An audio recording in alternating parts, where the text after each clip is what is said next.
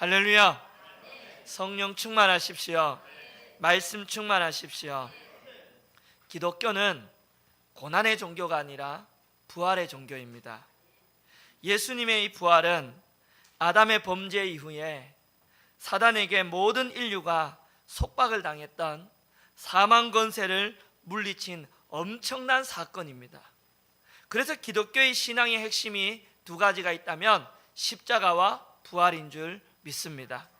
이 중요한 이 부활의 첫 증인으로 하나님이 참 의외의 사람을 하나님이 세우십니다. 제자들이 아니라 여인들을 하나님이 세우십니다. 막달라 마리아와 야고보의 어머니 마리아와 살로메가 안식 후 첫날 매우 일찍이 해 돋을 때 예수님의 무덤으로 갑니다. 복음서에 보면 마가복음에는 세 여인의 이름이 정확하게 나옵니다. 그런데 마태는 두 여인만 기록하고 있습니다. 당시에 이 여인들은 증인으로서의 법적인 효력이 없습니다. 유대 문화가 바로 그렇습니다. 당시에 법적인 효력이 없던 이 여인들의 증언을 마태복음은 일일이 기록하려고 하지 않았습니다. 그러나 마가복음을 쓰는 대상이 유대인들이 아니라 헬라인들입니다. 유대 문화보다 조금 헬라 문화가 더 열려 있습니다. 그래서 헬라 문화에서는 세 여인의 이름을 모두 기록함으로 그들에게 부활의 역사성을 강조합니다. 당시 사회적으로 크게 인정받지 못했던 이 여인들이 이 증언이라 할지라도 신원이 분명한 이 세 여인을 언급함으로 부활의 사건은 거짓이 아니고 부활의 사건은 실제 일어난 사건이라는 것입니다. 그런데 마가는 이 세 여인의 이름을 정확하게 기록한 근본적인 의도는 또 다른 데 있습니다. 제자들은 다 배신하고 도망갔지요. 그러나 이 여인들은 끝까지 이 주님을 따라갔던 그 헌신을 강조하고 있습니다. 물론 여인들 역시도 11명의 제자와 같이 부활에 대한 확신은 갖지 못한 건 사실입니다. 그러나 무덤까지 따라가는 그 헌신의 결과가 막달라 마리아는 부활하신 예수님을 최초로 목격하는 여인이 되었고, 나머지 여인들 역시 부활의 소식을 최초로 듣고 또 최초로 부활의 소식을 전하는 영광스러운 증인들이 다 되었습니다. 이 여인들이 나중에 사도행전에 가면 초대교회에 아주 초석을 세우는 여인들이 됩니다. 이 여인들이 예수님의 시신에 향품을 바르기 위하여 무덤으로 갑니다. 여러분, 유대인들의 이 정결법, 구약의 이 정결법에 보면 시체를 만지는 것은 뭐 하는 거죠? 부정하게 되는 거기 때문에 시체를 기피합니다. 그럼에도 이 여인들이 죽은 지 사흘이나 된 예수님의 시체에다가 향품을 바르려고 한 것은 그들이 얼마나 예수님을 사랑했는지를 보여주는 대목입니다. 이 여인들의 헌신, 끝까지 무덤을 따라갔던 그 여인들의 헌신과 예수님을 끝까지 사랑했던 이 사랑이 바로 부활의 첫 증인이 되는 하나님의 은혜가 이 여인들에게 임했던 것입니다. 그리고 오늘 말씀의 2절에 보니까 안식 후 첫날이라고 합니다. 구약의 안식일이 신약의 주일로 대체되는 아주 구속사적인 대전환이 이루어집니다. 구약의 안식일은 뭐냐 하면 하나님의 천지 창조를 이 기념하는 동시에 이 애굽의 종되었던 것이 하나님의 도움으로 말미암아 이 풀려난 것을 기념하는 한 주간의 마지막 날로서 안식하며 여호와께 드린 거룩한 날입니다. 그러나 이 안식일은 예수님의 부활로 말미암아 완전하고도 영원한 구원의 날이 되었습니다. 그래서 예수님의 이 부활로 말미암아 이 안식일이 주일이 되면서 한 주간의 시작하는 날, 주일로 대체가 됩니다. 구약의 유대인들에게만 지켰던 이 안식일이 주일로 대체가 되면서 예수 그리스도를 믿는 모든 백성들에게 이 주일날로 다 확장이 되었습니다. 성도들은 이 날을 기념하면서 예수님의 부활을 기초로 해서 영원한 안식을 소망하며 살아가게 되는 것입니다. 여인들이 이 무덤에 도착한 시간은 이른 아침입니다. 이른 아침 해가 돋는 시간입니다. 이 해라는 단어는 이 우월성, 영원성, 그래서 누구를 가리키냐면 그리스도를 의미합니다. 누구를 의미한다고요? 그리스도를 의미합니다. 이 그리스도, 해가 돋는다 할 때 이 돋을 때는 그리스도의 강림이나 메시아의 출현을 나타냅니다. 한마디로 이런 거죠. 예수님의 이 부활 사건은 사단의 지배를 받던 이 어둠의 시대가 물러가고 예수 그리스도께서 통치하는 새로운 시대가 밝아왔다라는 것입니다. 이게 역시 부활입니다. 이 여인들이 이러한 새로운 시대, 예수 그리스도께서 통치하는 새로운 시대가 밝아왔는 그때 여인들이 무덤에 가면서 대화를 합니다. 어떤 대화를 하는지 3절 한번 읽어볼까요? 시작.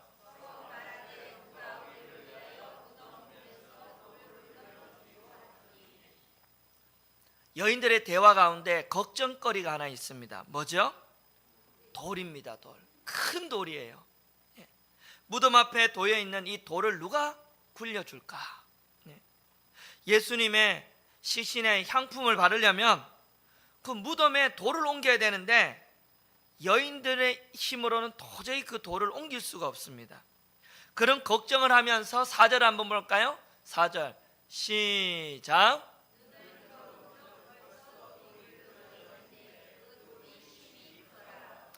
걱정을 하며 눈을 딱 들어봤더니 어떻게 되었다고요? 돌이 벌써 옮겨져 있었다. 마태복음에는 큰 지진이 나고 천사가 내려와 돌을 굴려냈다라고 이야기합니다.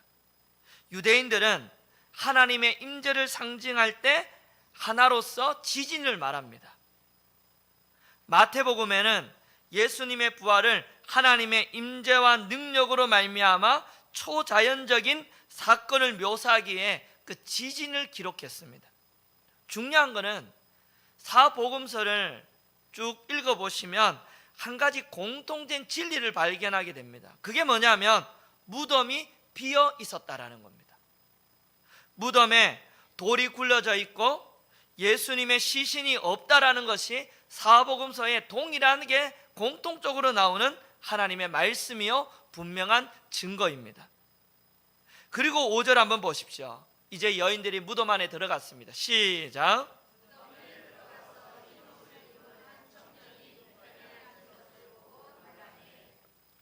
무덤 안에 들어갔더니 예수님의 시신은 없고 누가 있어요? 그런데 이 청년은 사복음서 다른 복음서에 읽어보면 마태복음, 요한복음에 읽어보면 천사라고 기록하고 있습니다. 이 천사가 우편에 앉은 것을 보고 여인들이 뭐 했다고요?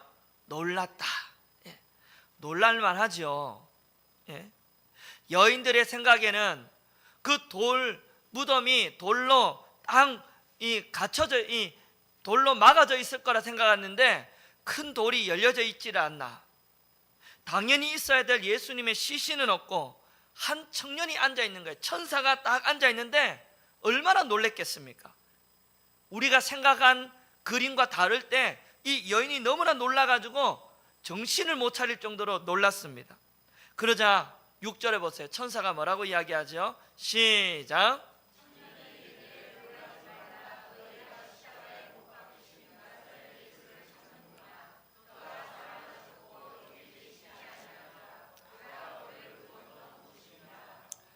이 여인이요 부활하신 예수님에 대해서 무지했습니다. 이 여인들 역시도 예수님을 십자가에 못 박히신 예수까지만 알았습니다. 그런데 무덤에 왔더니 무덤이 열려버렸어요. 예수님은 안 계시고 천사가 앉아 있으니 나는 예수님을 여기까지밖에 몰랐는데, 십자가밖에 나는 예수님을 몰랐는데 왔더니 예수님 안 계시고 천사가 있으니 얼마나 놀라고 두려웠겠습니까? 여러분, 유대인들의 실패가 무엇인 줄 아십니까?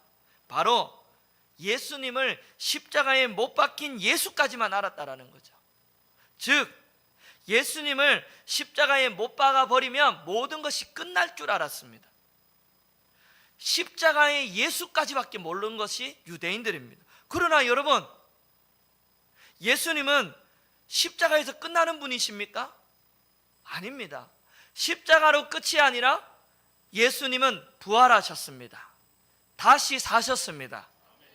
여러분, 이 제자들의 승리가 어딘 줄 아십니까? 똑같이 십자가로 끝날 줄 알았어요. 그러나 제자들의 승리는 뭐냐면 십자가에서 끝나지 않고 무덤에서 부활하신 예수님을 다시 만남으로 믿음이 회복되었기 때문입니다. 기독교는 십자가에서 끝나는 종교가 아닙니다. 기독교는 부활의 종교입니다. 기독교는 다시 사는 생명이 있는 종교입니다. 왜 우리가 놀라지 말고 두려워하지 말아야 하는가? 왜 우리가 두려워하지 말아야 됩니까?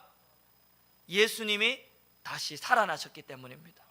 예수님 살아나지 않았다면 우리도 사망 권세를 두려워해지지만 예수님 다시 살아나셨습니다. 다시 살아나셨어요. 살아났다, 잠에서 깨어났다, 일어났다라는 뜻이요. 신약 성경에 보면 이 인간의 죽음을 향해 잠깐 자는 거라 그랬어요. 잠깐 자다가 주님 다시 오시면 우리가 다 깨어나는 거라 그랬어요. 예. 여러분, 살아났다라는 거는 자다가 깨어났다라는 거예요. 예. 죽음의 잠에서 깨어났다. 예수의 육체의 죽음이라는 잠에서 일으켜 세움을 받았다라는 거죠. 그리고 뭐라 그럽니까? 여기 계시지 아니하니라. 일으킴을 받았기 때문에, 부활하셨기 때문에 무덤에 있을 이유가 없습니다. 그래서 무덤이 비어 있는 거죠. 여러분, 기독교의 우월성과 기독교의 탁월성은 여기에 있습니다. 다른 종교는 여러분, 종교의 창시자들의 무덤을 아주 성지처럼 아주 엄청나게 만들어 놓고 거기를 뭐하게 합니까? 숭배하게 합니다. 예수님은 그러나 죄로 말미암아 사망 권세를 이기고 부활하셨기 때문에 뭐가 없어요? 무덤이 없습니다. 무덤이 없어요. 이것이 기독교의 우월성과 탁월성이에요. 무덤을 숭배하게 하지 않습니다. 다른 종교는 어때요? 전부 다 여러분 그 길을 성지순례 만들어 놓고 숭배하게 하지 않습니까? 7절 한번 볼까요? 이제 무덤이 없으신 예수님이신데 7절에 뭐라고 이야기하는지 시작.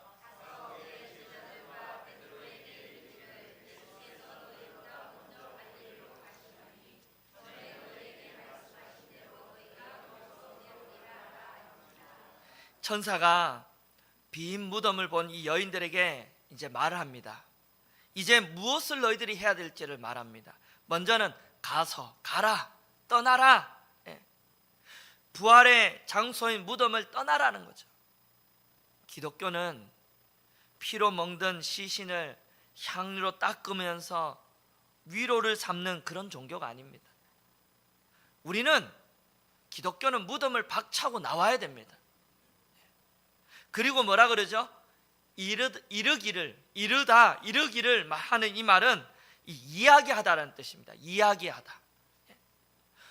여러분, 우리는 은혜와 영광의 자리를 떠날 뿐만이 아니라, 무덤을 떠날 뿐만 아니라 그 체험한 은혜와 목격한 영광을 말해야 합니다. 할렐루야.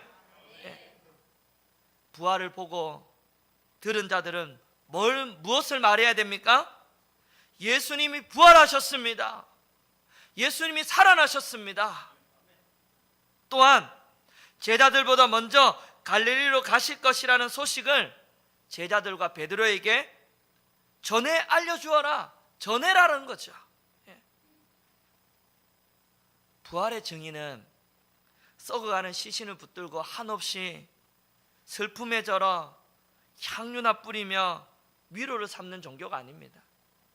죽음의 건세 앞에 한없이 좌절과 비애에 젖어 있는 자들을 찾아가 복음을 전함으로 새로운 생명과 용기와 희망을 불어넣는 종교가 우리가 믿는 기독교인 줄 믿습니다. 여인들이 가장 먼저 이 부활의 기쁜 소식을 전해야 될 사람은 누굽니까? 천사들이 누구에게 먼저 전해라 그랬어요? 바로 절망에 빠져 있는 제자들입니다. 제자들은 예수님 십자가를 앞두고 얼마나 그들의 각오가 대단했습니까? 예수님, 다 도망가도 저는 안 도망갑니다. 전부 주님을 버릴지라도 우리는 절대로 주님을 버리지 않습니다. 우리가 죽을지언정 주님을 따라가겠다고 했지만 이 약속 어떻게 되었습니까? 십자가 앞에서 하나도 못 지키고 전부 다 도망갔습니다. 그리고 예수님은 우리의 생각과 달리 너무나 무기력하게 십자가에 죽으셨죠. 제자들은 배신과 예수님의 이 무기력함 앞에 제자들의 실망감, 죄책감, 좌절감 얼마나 있었겠습니까? 상상을 초월했을 거예요. 특히 마가복음에는 베드로의 이름을 따로 이렇게 언급합니다. 이유가 있지요. 예수님을 몇 번? 3번이나 부인하는 아주 철저한 배신자 베드로 아닙니까? 베드로에게 얼마나 죄책감과 절망감이 빠져 있었겠습니까? 그런데 그들에게 뭘 전하라고요? 부활의 복된 기쁜 소식을 전해라는 거죠. 예수께서 너희보다 먼저 갈릴리로 가셨다, 이걸 전하라는 겁니다. 예수님은 십자가에 돌아가기 전에 부활 후에 제자들에게 갈릴리에서 만날 것을 말씀하셨습니다. 그러면 여러분, 이런 질문이 생겨요. 그렇게 많고 많은 장소 가운데 왜 부활 후에 갈릴리에서 만나자고 하셨을까? 왜 갈릴리일까? 갈릴리는 북이스라엘 멸망 이후에 이방인의 갈릴리입니다. 이스라엘 백성들의 이 머릿속에는 내리에 잊혀지지 않고 버려지지 않고 이방화 되어버린 땅이 바로 갈릴리입니다. 그러나 이 이방인의 땅 갈릴리는 이방 선교의 중심지입니다. 여러분, 제자들과 여인들이 출생한 곳이 바로 이곳 갈릴리입니다. 그들의 본고장이며 그들의 일상생활을 한 장소가 바로 갈릴리입니다. 중요한 건 그곳에서 예수님이 처음으로 제자들을 부르셨고, 제자들과 함께 갈릴리에서 사역하셨고, 제자들과 함께 하나님의 나라를 선포한 곳이 갈릴리입니다. 왜 여러분 부활의 주님께서 갈릴리로 내가 갈 것이고 너희들 갈릴리로 모이라고 하셨을까요? 절망과 좌절에 빠져 있는 제자들의 첫 사명을 회복하기 위해서입니다. 예수님의 관심은 갈릴리 이방인들입니다. 그들에게 하나님의 복음을 전하는 것입니다. 십자가와 부활을 전하는 것입니다. 이제는 그 일을 제자를 통해 하기를 원하십니다. 그래서 이 제자들을 다시 사명자를 회복시키기 위해 처음으로 너희들을 불렀던 곳 어디래? 갈릴리로 제자들을 다시 초청하시는 것이죠. 우리들도 마찬가지입니다. 여러분, 예수님의 부활을 믿으십니까? 사망 권세를 이기고 부활하셔서 우리에게 참 생명을 주신 그 우리의 구원자 예수 그리스도, 그분을 믿으십니까? 부활의 믿음이 있는 자는 우리 모두가 다 사명이 있습니다. 부활을 믿는 자에게는 사명이 있습니다. 바로 증인의 사명입니다. 그러나 살다 보면 제자들처럼 하나님의 말씀을 잊어버리고 삽니다. 그래서 예수님께서 제자들을 부르신 것처럼 오늘 저와 여러분들도 갈릴리로 부르십니다. 우리에게는 갈릴리가 사명의 자리입니다. 사명의 자리로 우리를 다시 부르십니다. 절망과 두려움에 사로잡혀 있는 제자들을 책망하기에 부르신 게 아니라 잃어버린 사명을 회복하기 위해 주님이 부르십니다. 오늘 여러분, 부활의 믿음이 있는 여러분, 우리가 정말 회복해야 될 것이 있다면 사명인 줄 믿습니다. 성도가 회복해야 될 사명이라면 바로 영혼 구원인 줄 믿습니다. 교회가 회복해야 될 사명은 영혼 구원입니다. 아직도 죽음의 권세 앞에 절망하고 좌절하며 젖어 있는 많은 사람들이 있습니다. 여러분, 이것을 장례식에 가보면 확연하게 확인할 수 있습니다. 그래도 우리가 예수 믿는 가정의 장례식과 그렇지 못한 이 장례식을 여러분 화장장에서 보면 참 이게 확연하게 드러납니다. 믿음 있는 사람들은 슬프지만 그 안에 소망이 있습니다. 어떤 소망이 있어요? 다시 만날 소망. 우리가 주님이 오면 다시 잠에서 깨어나 천국에서 만날 소망을 갖고 있습니다. 그래서 슬프지만 소망이 있는 존재입니다. 그러나 여러분, 부활의 믿음이 없는 사람들의 가정을 보면 정말 슬퍼요. 아무런 소망이 없어요. 아무런 소망이 없습니다. 아직도 여러분, 사망 권세 아래 놓여 있는 이 세상에 수많은 절망과 수많은 여러분 좌절에 빠져 젖어 있는 자들이 얼마나 많습니까? 우리의 사명이 무엇입니까? 우리에게 부활의 믿음을 주신 이유가 무엇이겠습니까? 그들에게 찾아가 새로운 생명과 소망과 희망을 불어넣으라고 하나님이 우리에게 부활의 소망과 부활의 믿음을 주신 줄 믿습니다. 부활을 믿는 자에게는 생명을 전해내야 되는 증인의 사명이 있습니다. 영혼을 살려내야 되는 사명이 있습니다. 오늘 우리가 회복하고 돌아가야 될 자리가 바로 사명의 자리입니다. 우리가 다시 돌아가야 될 자리는 여러분, 지리적인 갈릴리가 아니라 사명의 자리로 돌아가야 됩니다. 부활의 복음을 전하고 영혼을 살려내고 절망과 좌절에 빠져있는 그 자를 살려내는 그 사명이 오늘 저와 여러분 가운데 회복되어야 된 줄 믿습니다. 그래서 우리를 오늘 주님께서 갈릴리로 부르십니다. 사명의 자리로 부르십니다. 저는 지난 한 주간에 참 이제 60주년을 앞두고 60주년을 돌아보면서 저는 60주년이지만 여러분들만큼 이 감회가 그렇게 막 이 마음에 이렇게 올라오지는 않습니다. 왜? 2년 채 안 됐기 때문이에요. 여러분 40년, 50년 된 분들은 감회가 다르겠죠. 그런데 60주년을 앞두고 새벽마다 이 기도 제목을 보면서 기도하는데 오늘 이 말씀과 하나님이 딱 맞게 이 하나님이 오늘 이 말씀을 이 기도하는 제목과 이렇게 맞아가는 것을 느꼈습니다. 참 우리 신복교회가 참 회복되어야 될 사명이 있다면 바로 오늘 이 말씀처럼 영혼 구원이 아닌가 싶습니다. 선교 아닌가 싶습니다. 오늘날 절망과 두려움에 사로잡혀 있는 자들이 얼마나 많습니까? 한번 주변을 한번 보십시오. 얼마나 많습니까? 얼마나 많습니까? 그들에게 여러분 60주년을 앞둔 우리들의 마음에 무엇을 회복해야 될까요? 복음을 전하는 부활의 증인이 되는 사명이 회복되어야 될 줄 믿습니다.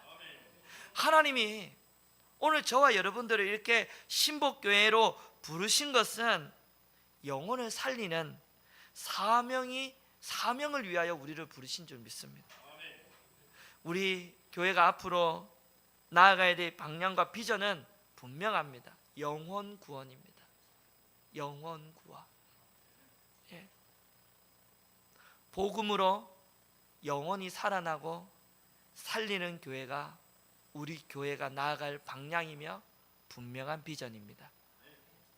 저는 우리 교회가요, 주님이 오늘 갈릴리에서 십자가에 돌아가시기 전에 제자들을 처음 불러다가 그들에게 여러분 복음을 가르치고 그들과 함께 하나님의 나라를 선포하고 했던 그것처럼 오늘 우리 신복교회가 예수님이 하신 일을 하기 위하여 존재하는 교회가 되었으면 합니다. 주님이 뭘 하셨을까요? 가르치고 치유하고 전파하셨어요. 우리가 복음을 전하고 영혼을 구원하고 그 구원된 영혼들이 교회에 오면 다시 말씀으로 가르치고 상처받은 영혼들을 치료하고 그 영혼을 회복시킴으로 믿음에 회복되는 가정들이 세워지는 그런 교회가 오늘 우리 교회가 되기를 소망합니다. 주님이 하신 일을 우리도 하는 교회, 주님이 하신 일을 우리가 계승하는 우리 신복교회가 되어지기를 소망합니다. 이것이 60주년을 바라보는 우리 모든 성도들의 한 사람 한 사람 가운데 있어야 될 마음과 소망이 되기를 축원합니다. 말씀을 마무리합니다. 예수님이 십자가에 죽으셔서 다시 살아나셨고 지금도 살아 역사하신다라는 사실을 여러분 믿으십니까? 이 믿음이 있는 모든 자는 다 사명자입니다. 우리 옆 사람과 한번 인사할까요? 당신은 사명자입니다.